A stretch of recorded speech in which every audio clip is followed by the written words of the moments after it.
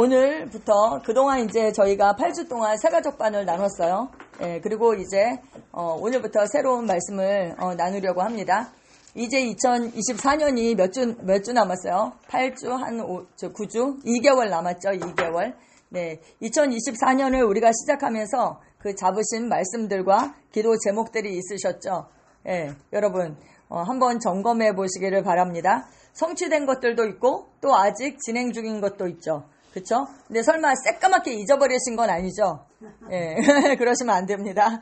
어쩌면 우리가 나도 모르게 고집스럽게 불순종하고 있는 그런 영역도 있지 않을까 그런 생각이 들었습니다.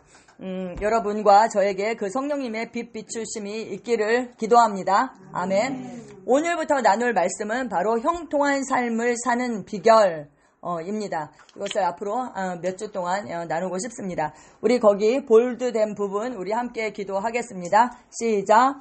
내가 보지 못하는 것을 내게 보여주소서. 내가 알지 못하는 것을 내게 가르쳐 주소서. 하나님이 나를 위해 예비해 놓으신 것을 위해 나를 준비시켜 주소서. 아멘. 성경은 우리에게 말씀하고 있어요. 순종이 제사보다 낫고 듣는 것이 순양의 기름보다 낫다. 순종이 제사보다 낫다. 순종이 그 어린 양을 드리는 것보다 낫고 듣는 것, 하나님의 말씀을 듣는 것이 그 염소의 기름을 드리는 것보다 낫다. 이렇게 말씀합니다. 듣는 것도 사실 순종을 뜻하는 말씀이죠.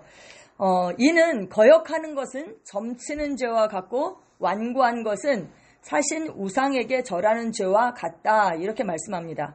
거역하는 것이 점치는 죄. 그리고 완고한 것이 우상에게 절하는 죄와 같다. 그러면서 왕이 그 사울 왕이 여호와의 말씀을 버렸으므로 여호와께서도 왕을 버려서 왕이 되지 못하게 하셨다. 이렇게 사무엘 선지자가 사울 왕에게 말씀하고 있습니다. 여러분, 우리 중에 점치러 다니시는 분 없죠? 점집에 가면 그렇게 뭐 권사님 환영합니다 뭐 이렇게 그렇게 써붙여 놨다고 하더라고요. 우리 교회 성도님 중에는 그런 분은 안 계시죠. 또 우리가 불상이나 어떤 형상이 있는 우상에게 절하는 사람, 그런 분은 아마 우리 중에 없을 것입니다. 그런데 성경은 이렇게 말해요. 말씀을 거역하는 거.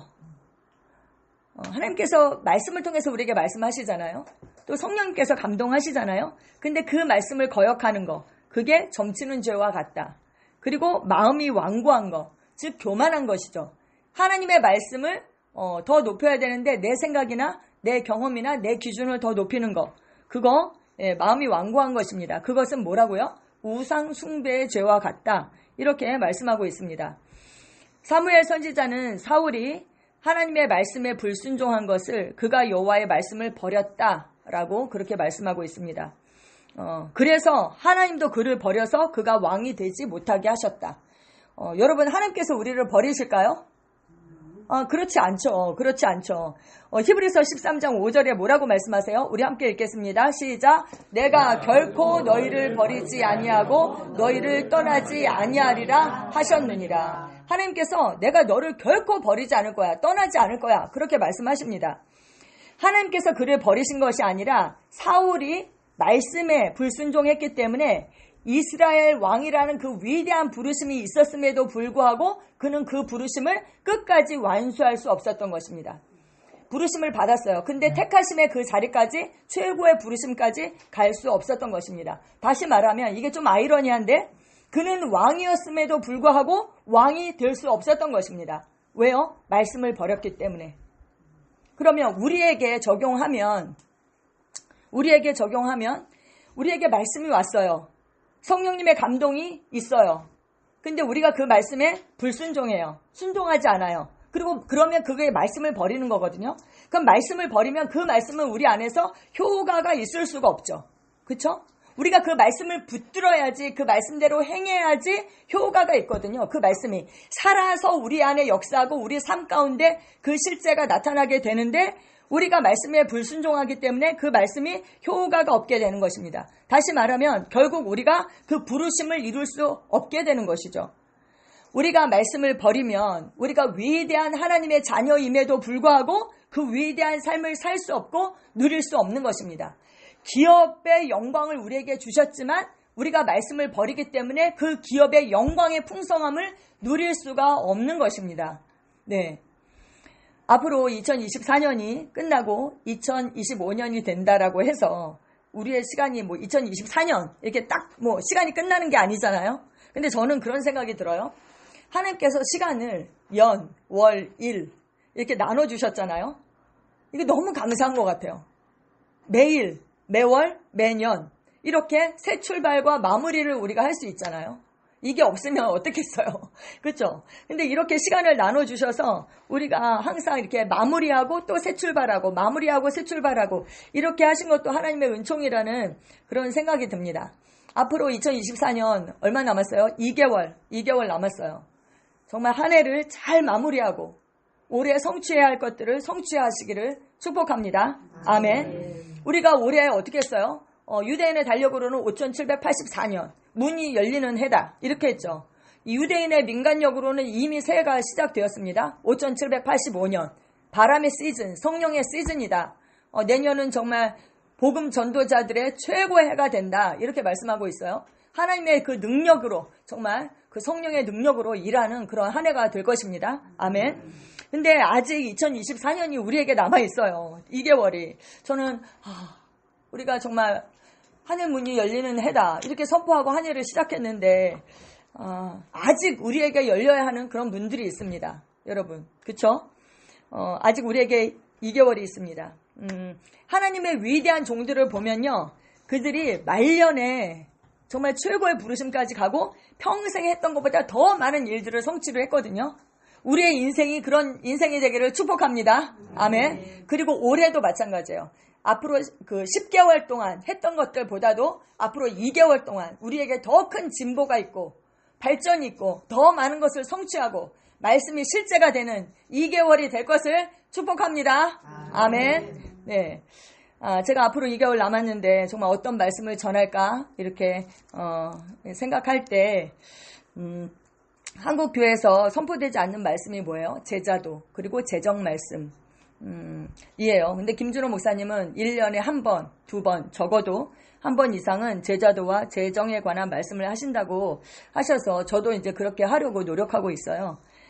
근데 이제 우리는 재정에 대한 말씀을 어떻게 해요? 이제 소책자로 돌아가면서 그리고 재정에 관한 책들을 우리가 한 챕터 한 챕터 읽으면서 여태까지 왔잖아요. 그래서 제가 이제 재정 말씀을 특별히 설교를 하지는 않았어요. 그런데 이제 어떤 분이 케네스 코플랜드 목사님이 그 쓰신 책 성경적인 번영의 원리 형통한 삶을 사는 비결이라는 책을 저에게 선물해 주셨어요. 그래서 제가 그걸 읽어보니까 너무 좋아서 원리를 너무 잘 설명하고 있는 거예요. 그래서 그 책을 선정해서 우리가 함께 공부를 하려고 했는데 이 책이 절판이 됐어요. 근데 헌책방에서도 살 수가 없어요. 헌책방에도 인기가 많더라고요. 이게 7,000원인가 그런데 35,000원에 팔더라고요.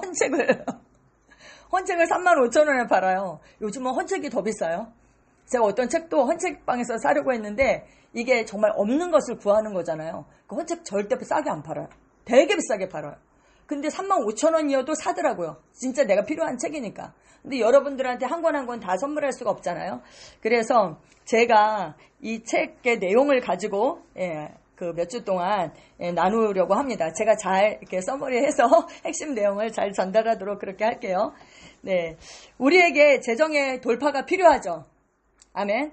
나 하나 잘 먹고 잘 살기 위해서가 아니라 정말 하나님 나라를 위해서 우리가 정말 재정의 그 축복이 되기 위해서 정말 우리가 재정의 돌파가 필요합니다.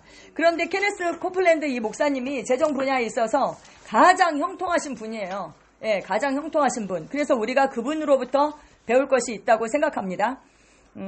어떤 분이 저한테 이렇게 얘기하셨어요. 케네스 코플랜드 목사님에 대해서 안 좋게 얘기하시면서 그분은 목사님인데 비행기가 몇 대고 스물 몇 대고 스물 몇 대를 동시에 갖고 있는 게 아니라 스물 몇 대를 다른 사람한테 플로잉 한 거예요. 근데 이제 그분은 스물 몇 대나 가지고 있고 정말 너무 큰 집에 살고 너무 이렇게 화려한 삶을 사는 것이죠. 그런 거에 대해서 약간 디스를 하면서 안 좋은 이렇게 이야기를 하셨어요. 그것에 대해서 어떻게 생각하느냐 저한테 질문하셨어요. 그래서 제가 그분은 정말 재정의 돌파가 필요한 분이었거든요. 그래서 제가 이렇게 말씀드렸어요. 집사님, 그럴 때는요, 그 부자들을 비판하고 판단해서는 절대 내가 부자가 될 수가 없습니다. 나도 그렇게 되고 싶어요. 하나님 정직하게 나도 그렇게 되고 싶어요. 어떤 사람이 형통한 삶을 사는 것을 볼 때 나도 그렇게 되고 싶어요 라고 내가 취해야지 그 기름 부음이 나에게 오지, 그것에 대해서 저 사람은 목사인데 이렇게 돈이 많고 그분이 하나님 나라를 위해서 쓰시는 것도, 그분이 부자여서 자기가 누리는 것도 많지만 하나님 나라를 위해서 쓰는 것도 엄청나죠. 예, 왜냐하면 방송국을 가지고 있잖아요. 그래서 정말 제대로 된 언론이 없는데 그 방송국을 가지고 있기 때문에 정확한 그 보도를 할 수가 있는 거죠. 그렇게 여러분과 제가 우리가 다 복음사업가의 그 부르심이 있지는 않지만 그렇게 그분처럼 그렇게 형통한 그런 삶을 살기를 축복합니다. 그래서 나도 그렇게 되고 싶어요. 이렇게 취하셔야 됩니다. 아멘. 케네스 코플랜드의 하나님, 우리의 하나님, 나의 하나님. 아멘. 아멘. 1967년부터 하나님은 그 케네스 코플랜드 목사님에게 형통의 원리를 가르쳐 주시기 시작하셨대요. 근데 그분이 하나님으로부터 배운 것을 실천해서 옮기기 시작했을 때 그가 가진 것이라고는 정말 문제뿐이었다고, 산더미 같은 문제뿐이었다고 그렇게 책에 나와 있습니다. 그분은 나이 30살에 대학생이 됐대요. 나이 30살에. 너무너무 가난해서 빈털터리에 수천만 원의 빚이 있었대요. 옷이 없어서 옷을 수선해서 입고 하도 옷을 수선해서 옷이 정말 옷골이 아니어서 우스꽝스러운 그런 옷을 입고 다녔대요. 그런데 그에게 하나님의 말씀이 왔습니다. 그런데 그에게 선택할 수 있었죠. 그 말씀을 믿음으로 받든지 받지 않을 것인지. 그런데 그분은 하나님의 말씀을 자기 삶의 기준으로 받아들였습니다. 여러분, 믿음이 뭐예요? 있는 그대로 받는 거. 하나님의 말씀이 왔을 때 있는 그대로 받는 거. 그것이 믿음입니다. 현실적으로 보면 너무나 어려운 결정이었어요. 먹을 게 없는데 하나님의 말씀에 사랑의 빚 외에는 지지 말라. 빚지지 말라고 했기 때문에 그가 빚지지 않기로 선택한 거예요. 예를 들면. 예, 그렇게 너무나 어려운 결정이었지만 그는 결단했고 기도했고 믿음의 고백을 하고 불가능해 보이는 모든 상황에서 하나님의 말씀 위에 섰습니다. 자기의 경험이 아니라 하나님의 말씀 위에 섰어요. 하나님의 말씀이 효력이 있었을까요? 아멘. 네. 그에게 어려운 일이 일어나는 대신에 자기가 마음의 결단을 하고 하나님의 말씀을 실천하기 시작을 하니까 어려운 일이 일어나는 대신에 모든 일들이 자기에게 유리하게 작동하기 시작했다. 유리한 일들이 일어나기 시작했다는 거예요. 그는 성장하기 시작했고요. 그리고 그로부터 11개월이 지났을 때 모든 빚으로부터 자유로워졌다. 이렇게 고백하고 있습니다. 우리가 하는 실수가 뭐냐. 우리는 하나님 축복 안에 살고 싶죠. 그런데 세상의 법을 따르면서 하나님의 축복 안에 살고자 노력한다는 거예요. 세상의 법과 하나님의 법은 다르죠.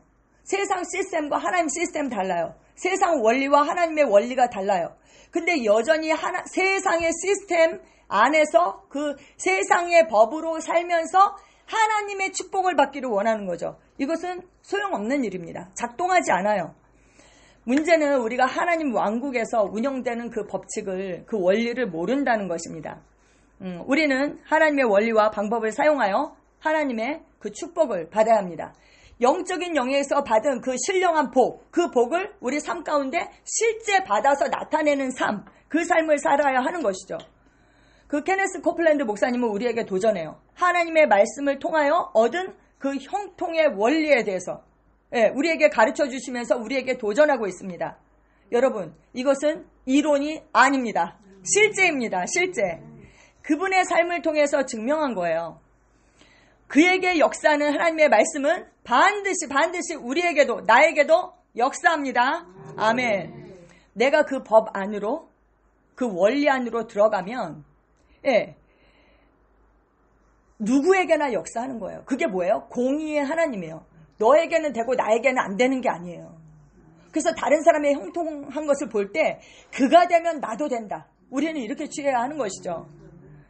역사는, 그에게 역사하는, 그 작동하는 그 하나님의 말씀은 반드시 나에게도 역사합니다.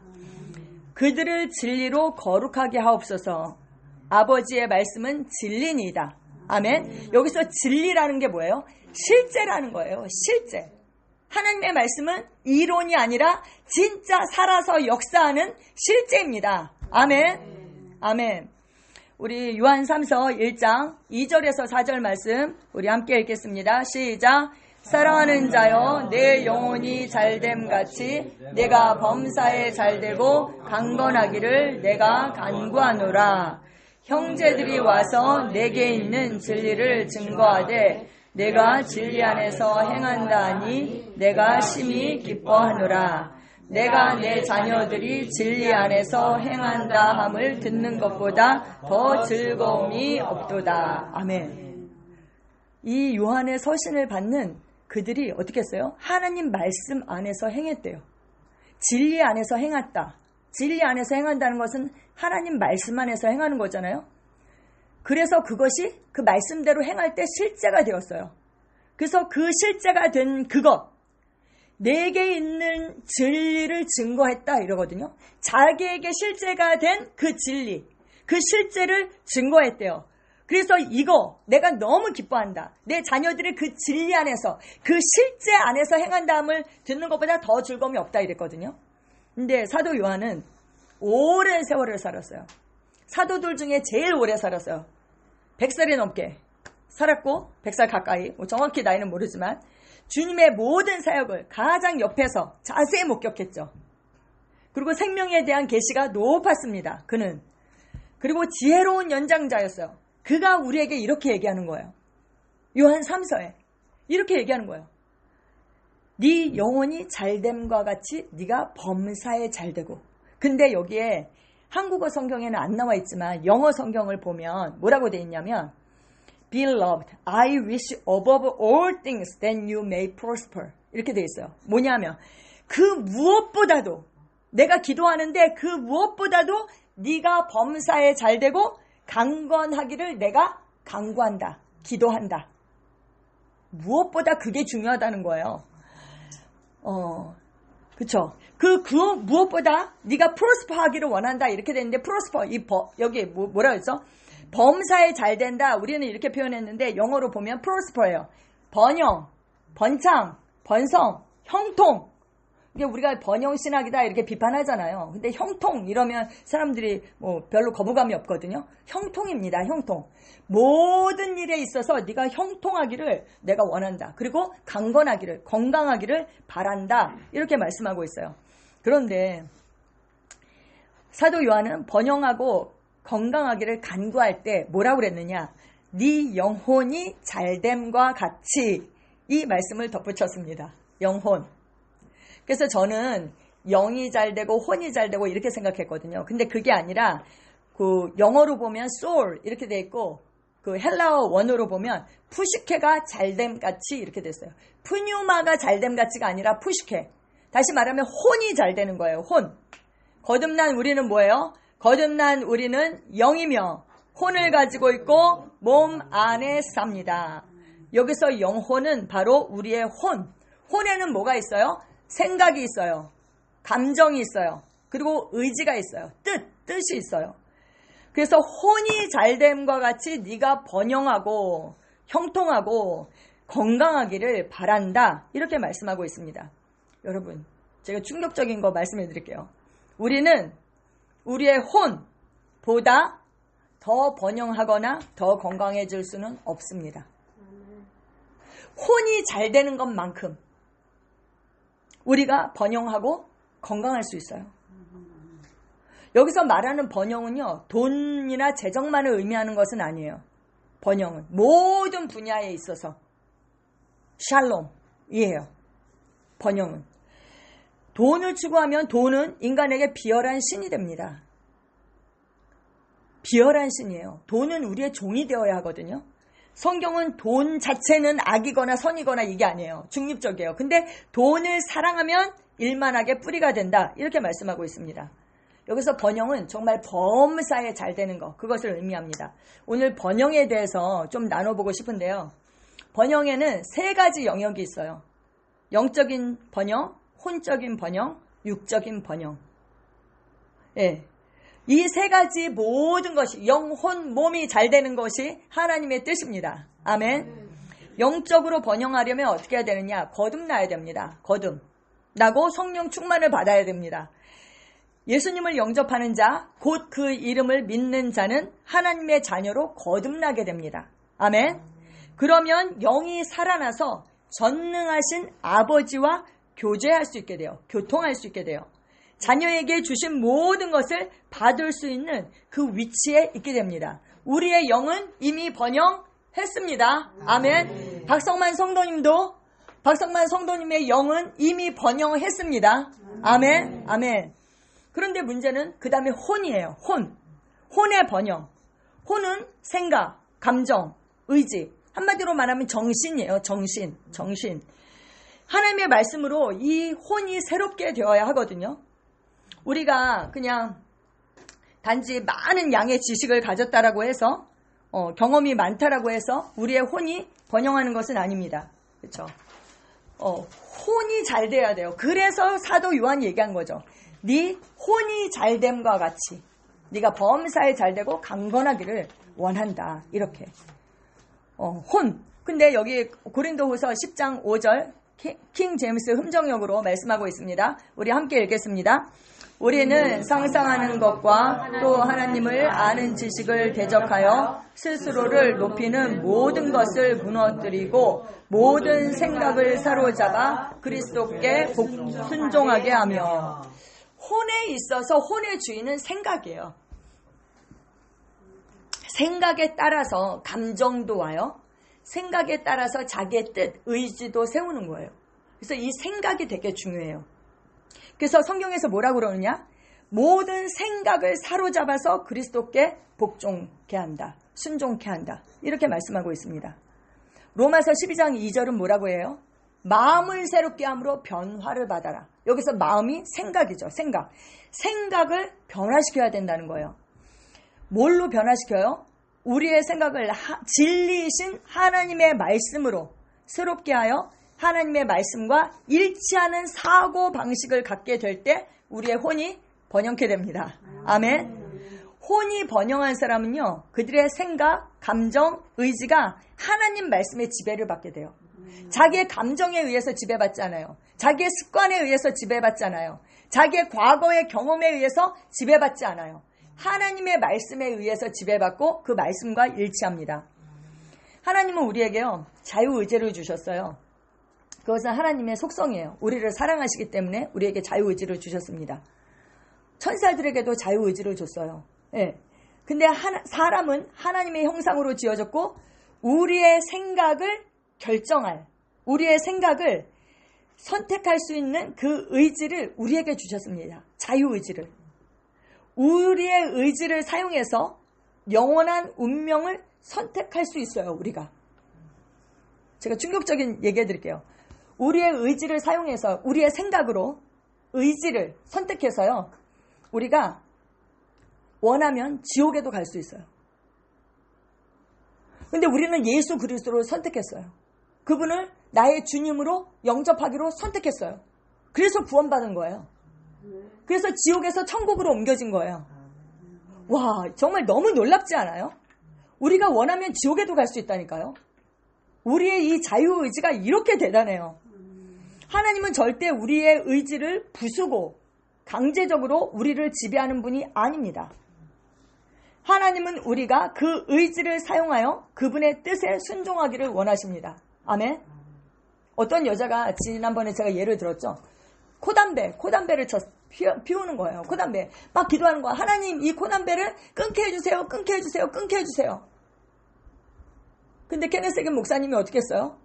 네가 끊어라. 하나님은 이 코담배를 가져가 주세요. 아니, 하나님은 코담배가 필요하지 않아. 네가 코담배를 버려. 그랬더니 그 여자가 뭐라 했어요? 이 좋은 걸 어떻게 버려요?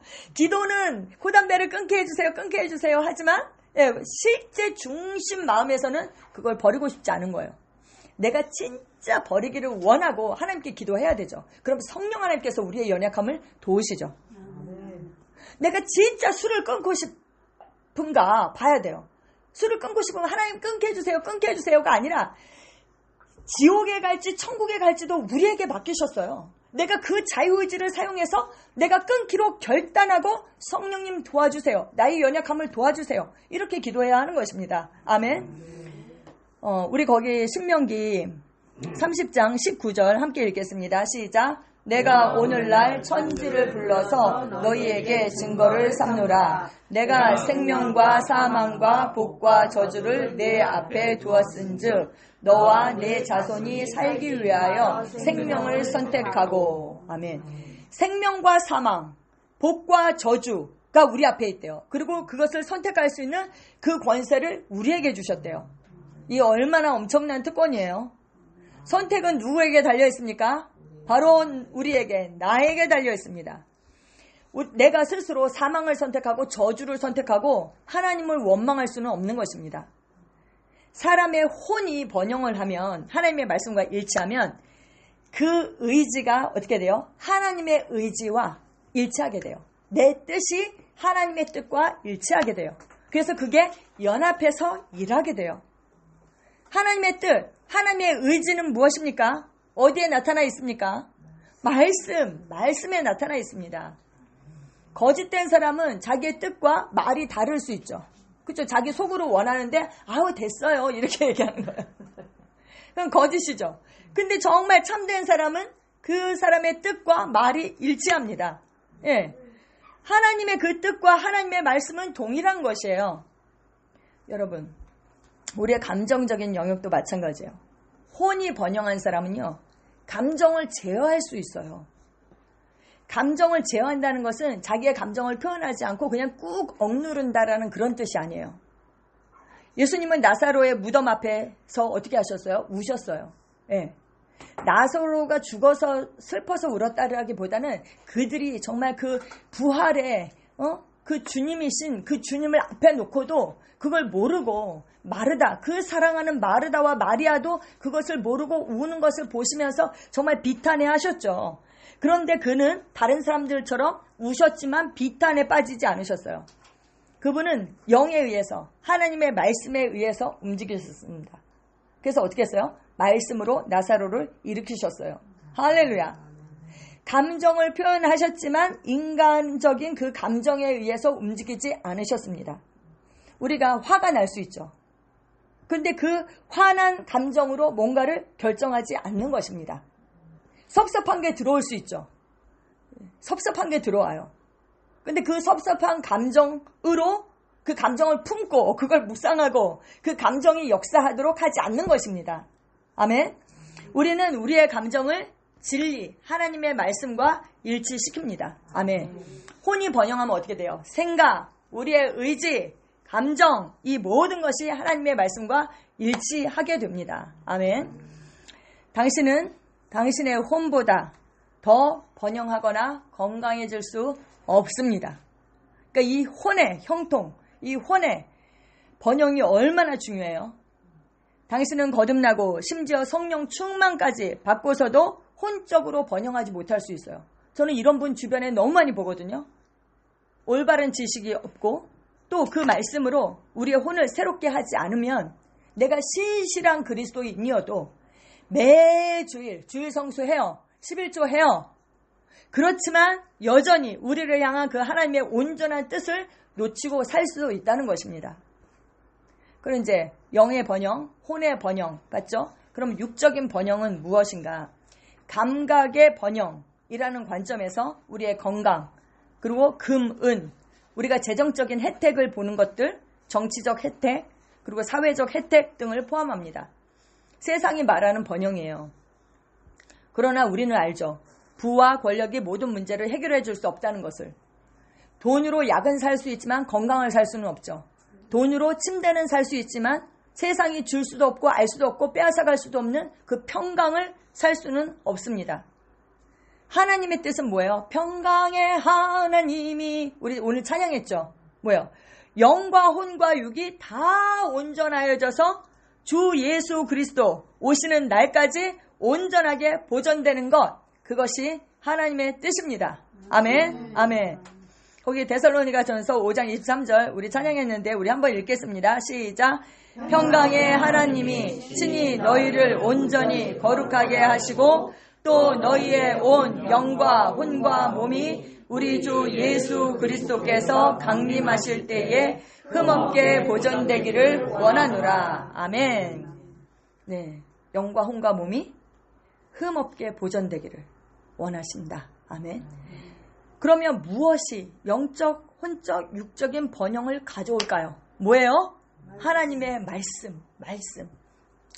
우리가 하나님의 말씀의 빛 안에서 행할 때에, 그 생명의 말씀을 굳게 붙들을 때에, 생명의 말씀을 밝힐 때에 우리 삶의 모든 분야에서 번영하게 되는 것입니다. 아멘. 아멘. 아멘. 이 세상에 존재하는 모든 것은 법의 지배를 받아요. 법에.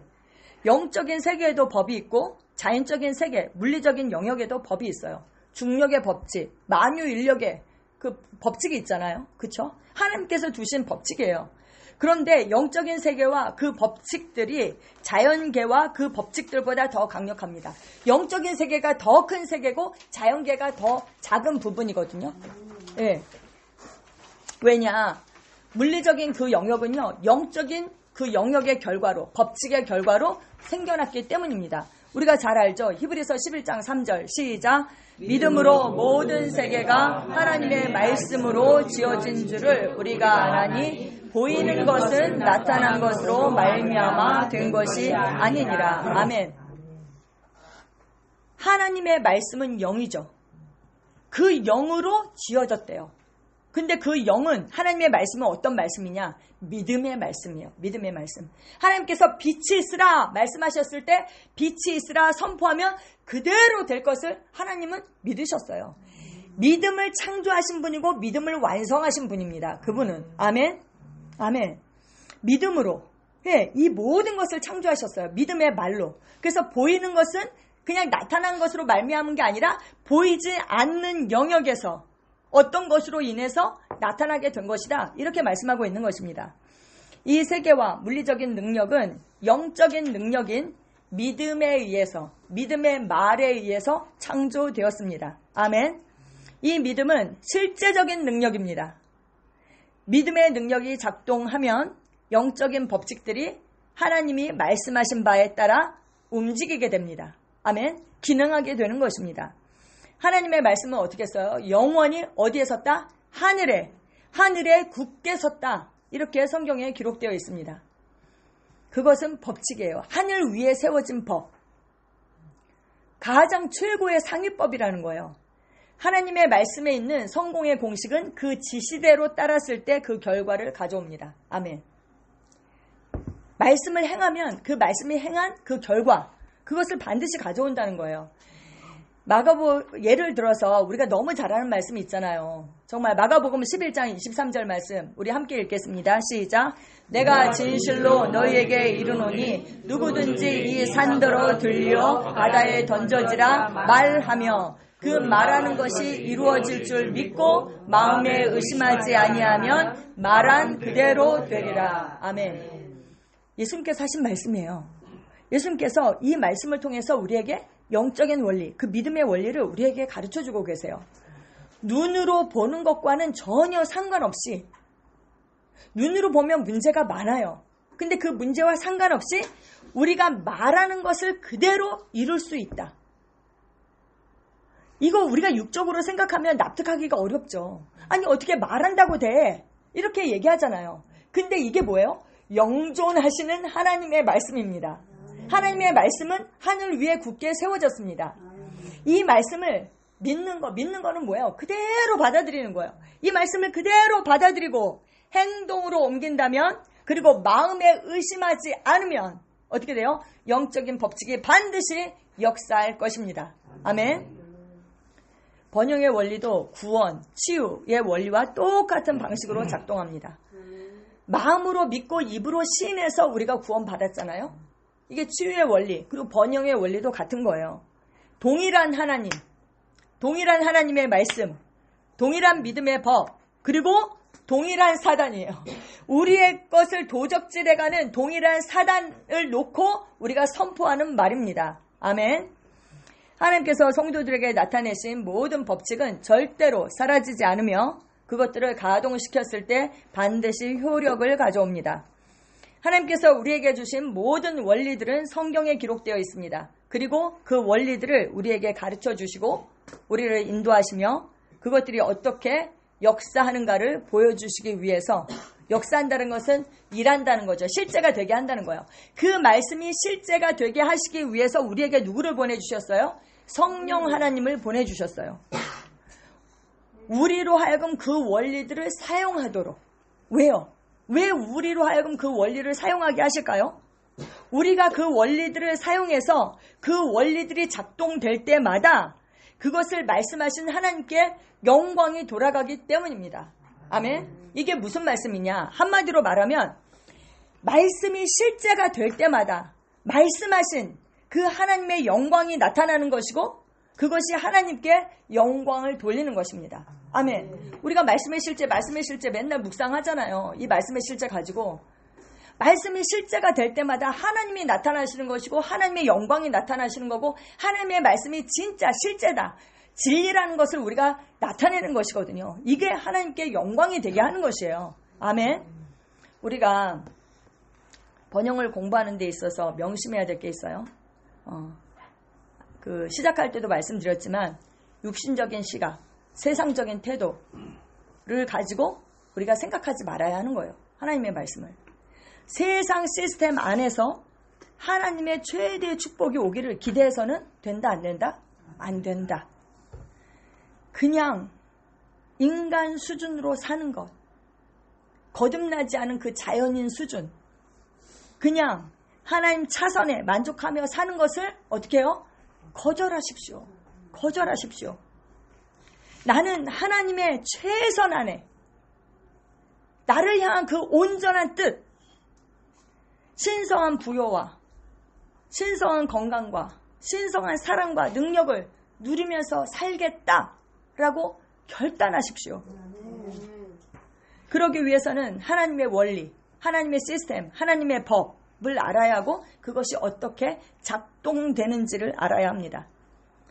그게 뭐예요? 우리의 생각을 하나님의 말씀과 일치시키는 훈련을 해야 한다. 아멘. 우리의 감정이나 느낌이 아니라 하나님께서 말씀하신 것을 기준으로 모든 것을 판단하겠다. 하나님의 말씀을 최고 권위에 두겠다. 믿음의 반석 1과죠. 1과. 모든 분야에 있어서 믿음을 가지고 하나님의 시스템에 따라서 살기 시작하면 내가 하나님 시스템대로 살겠습니다. 하나님의 말씀대로 살겠습니다. 라고 결단하고 그것을 행하기 시작하면 어떻게 되느냐? 하나님께서 개입하셔서 우리가 모르는 분야도 보충해 주시고 이끌어 주실 것입니다. 아멘. 그러면 우리는 어떻게 돼요? 더 발전하고 끊임없이 발전하고 아멘 아멘. 그리스도의 장성한 분량이 충만한 데까지 이릅니다. 말씀이 실제가 되는 삶, 모든 분야에 있어서 하나님의 영광으로 나타나는 삶, 그 삶을 사시는 여러분과 제가 되기를 축복합니다. 아멘 아멘. 제가 숙제 드리고 싶어요. 숙제. 이 책을 시작하면서 서문에 딱 2가지 말씀이 나오더라고요. 하나는 이 말씀이 케네스 코플랜드 목사님이 처음 적용한 게 이거예요. 로마서 13장 8절 말씀. 피차 사랑의 빛 외에는 아무에게든지 아무 빛도 지지 말라. 그리고 그 서문을 끝내면서 이렇게 얘기하셨어요. 너희의 온전한 11조를 창고에 들여 나의 집에 양식이 있게 하고 그것으로 나를 시험하여 내가 하늘 문을 열고 너희에게 복을 쌓을 곳이 없도록 붙지 아니하나 보라. 근데 제가 정말 지난주에 우리 사라가 그 재정 간증했잖아요. 11조 할 때마다 정말 눈물로 11조를 한다고. 하나님께서 나의 공급원이시다. 이 감격이 있어서 제가 그거 듣고 정말 회개했어요. 저도 습관적으로 당연히 하나님께 드리지. 그래서 그냥 계산하고 딱 이렇게 이체하는데 그 감격이 저에게는 없는 것이죠. 근데 제가 여기에서 도전받은 게 뭐냐. 이 말씀을 진짜 믿는다면 케네스 코플랜드 목사님이 이렇게 하셨어요. 여기 말씀에 너희에게 복을 쌓을 곳이 없도록 붙지 아니하나 보라. 진짜 하나님께서 그렇게 부으신다라고 우리가 믿으면 어떻게 되겠어요? 쌓을 곳을 마련해라 이렇게 얘기하시더라고요. 근데 나는 쌓을 곳을 준비하지 않아. 그러니까 하나님께서 복을 쌓을 곳이 없도록 붙는다라고 사실은 믿지 않는 거예요. 믿으면 싸울 것을 준비해야 되잖아요. 그렇게. 그러면서 그 서문을 끝내시면서 이 11조 얘기를 하시면서 너희에게 복을 쌓을 곳이 없도록 붙지 않나 보라. 그 쌓을 곳을 준비하십시오. 이렇게 우리에게 도전했어요. 네. 케네스 코플랜드 목사님은 하나님 말씀에 순종하기로 결심하고 말씀에 자신과 자신의 사역을 일치시켰다라고 하세요. 그래서 저도 빚이 있잖아요. 저희 교회에도 건축하면서 이제 빚을 지게 되었죠. 그래서 이게 그냥 우리가 한 번 들은 또 이론으로 끝날 수도 있잖아요. 그냥 한 주 설교로 끝내버릴 수도 있잖아요. 그게 아니라 진짜 말씀이 실제가 되는 삶, 그 삶 우리가 살고 싶잖아요. 그래서 여러분 한 주간 동안 이 두 가지 숙제를 드려요. 이것을 단번에 빚이 무너질 수는 없어요. 이분도 11개월이 걸렸어요. 이 말씀을 나에게 어떻게 적용할 것인지 묵상하시고요. 예, 그거 나누시고 그렇게 하도록 하겠습니다. 그래서 이론이 아닙니다. 하나님의 말씀은 실제입니다. 말씀이 실제가 되는 삶, 하나님의 영광이 나타나는 삶, 그 삶을 우리 모두가 삽니다. 아멘.